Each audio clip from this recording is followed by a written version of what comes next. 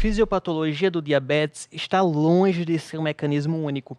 Afinal, posso estar falando de diabetes tipo 1, que tem associação com os autoanticorpos, ou posso estar falando do diabetes tipo 2, em onde várias vias vão levar à disfunção pancreática, sendo uma das principais a resistência à ação da insulina. E é justamente dela que a gente começa a falar aqui na aula. Por que a resistência à ação da insulina leva ao aumento da glicose? Simples. Como não vai captar glicose em vários órgãos, tipo músculo, fígado, adipócitos, vai sobrar mais glicose na periferia, aumentando a glicemia do paciente. Agora, o que precisamos saber com mais detalhes é por que o indivíduo com síndrome metabólica, com adiposidade visceral, faz a resistência à ação da insulina. E aqui, para explicar melhor para vocês, eu vou colocar uma célula, que partir a célula no meio, vamos ver como é que age a insulina. Então, a insulina está circulando ali no sangue, encontra o receptor dela. Quando ela encontra o receptor na célula, ela gera uma série de sinalizações para a célula. Ei, tem insulina aqui. E com isso ela vai fosforilar um aminoácido chamado tirosina. A tirosina vai avisar o GLUT4. GLUT4 se prepara que se tem insulina, tem glicose. O GLUT4 vai para a periferia e a glicose que está sobrando na circulação vai entrar aqui para a célula.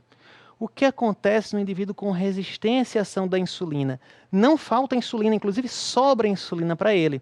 E essa insulina vai se ligar no seu receptor. Só que daqui para frente que é o problema. Quando ela se liga no receptor, a sinalização dela tem um certo defeito, não é bem feita. Por que isso? Por causa das adipocinas inflamatórias, que com isso faz com que a sinalização não seja adequada. E ao invés de fosforilar tirosina, então o T da tirosina não está uma seta aqui por acaso, é para informar, ó, sinalização em tirosina é uma via reta, é rápido, é fácil. Ela vai fosforilar em serina, que o S aqui eu coloquei uma via aqui, parece o S do Senna, ali é um caminho meio tortuoso. Um caminho mais prejudicado, que a sinalização vai ser dificultada. E o GLUT4 vai ficar meio atordoado, não vai saber o que fazer. E não vai para a periferia, ou seja, a glicose não entra na célula, passa direto. Então, esse é o mecanismo básico em relação à fisiopatologia da resistência à ação da insulina. Só que pontuando em relação aos glúteos para vocês, esse aqui que a gente falou é o GLUT4, mas já existiu questão de provas que perguntou os outros tipos de glúten.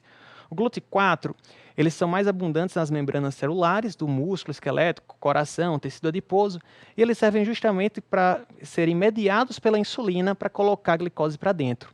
Já os outros glúteos não precisam ser mediados por insulina, eles colocam glicose para dentro da célula sem precisar. Então são células especiais que têm esses glúteos, como as células das hemácias, células da placenta, do feto, onde eu quero garantir a glicose para eles de toda maneira.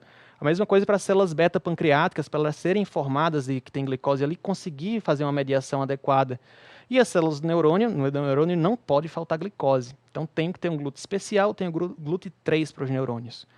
Beleza? Então, saindo aqui dos glúteos, voltando aqui para a fisiopatologia. Como aumenta a resistência à ação da insulina, o fígado diz, se não tem insulina, não deve ter glicose. Então, o que é que ele vai fazer? Aumentar a produção de glicose pelo fígado. Ele é meio burro, mas é assim que funciona, infelizmente. E o tecido adiposo vai dizer, você tem aqui a sua reserva energética aqui no tecido adiposo. Mas como está faltando insulina, então você deve estar faltando glicose também. Eu vou lançar mão de fazer lipólise, de quebrar esses ácidos graxos e liberar na circulação. Isso é um fator associado à dislipidemia também. Isso retroalimenta todo esse processo de resistência.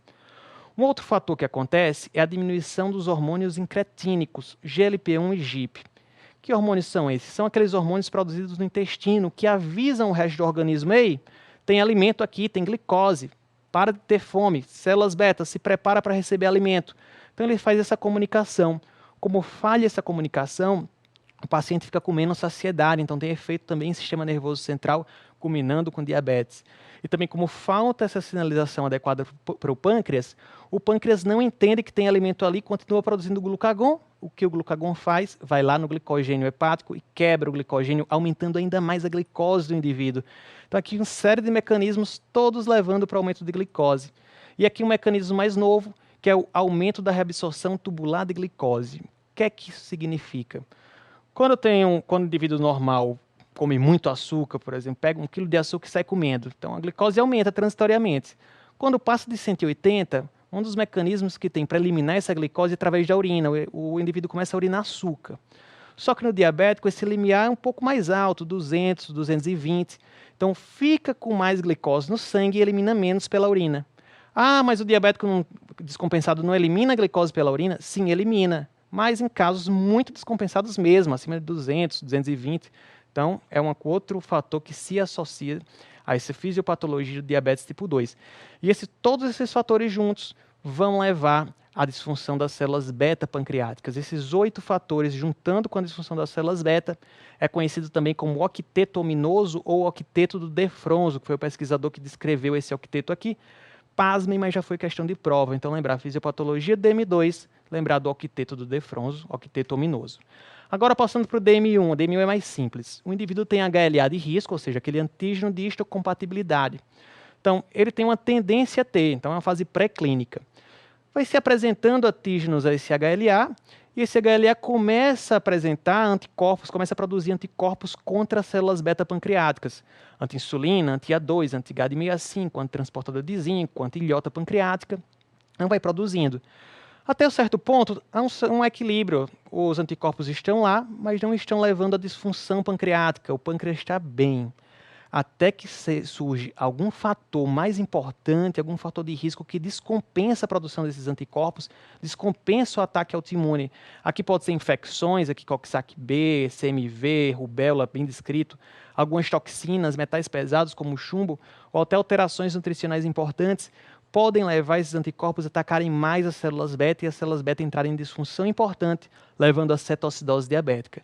Então, essa segunda fase abre cetoacidose, abre sintomas, e daí o indivíduo vai no hospital, vai no médico, consulta, recebe o tratamento para cetoacidose, que a gente vai falar em aula específica, e as células beta voltam a funcionar transitoriamente. Então, ela recupera dessa glicotoxicidade e volta a funcionar. Esse período que elas voltam a funcionar transitoriamente é o período de lua de mel.